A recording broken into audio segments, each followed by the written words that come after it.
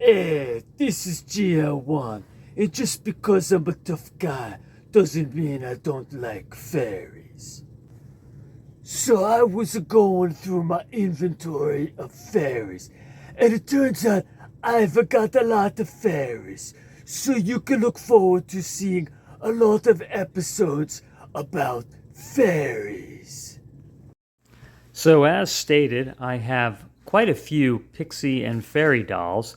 I didn't realize I did till I started going through. I've purchased some of the newer toys to complete the collection. This is one that I found in a used toy store some months ago. It was in bad repair, it didn't have clothes, the arms were broken. What they had done is they tried to fix it by putting a stick pin through to the other side so it would still work.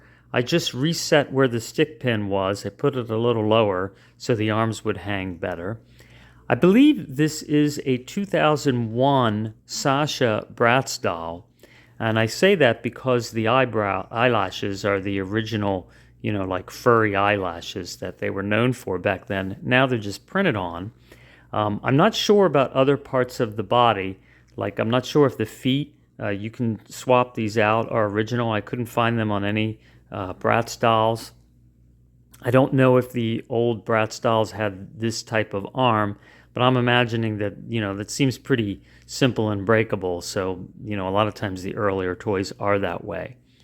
The wings come from the 2007 Bratz Pixie dolls that are the wings become a ring. I don't know how that's supposed to become a ring, but that's what they do.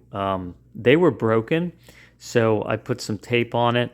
And they also were not attached to the body, so I put alien tape here and put those on, and that works just quite naturally.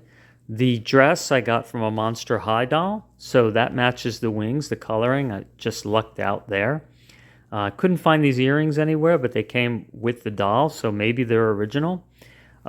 What I like about this is it has those rubber old Barbie style legs where there's a joint inside the plastic, and it kind of, you can kind of just move it. It just has like a couple clicks where you can get it to kind of stay. But, it's a smooth knee, and my first Barbie has that as well, except that has it in the arms and the legs, which is pretty cool.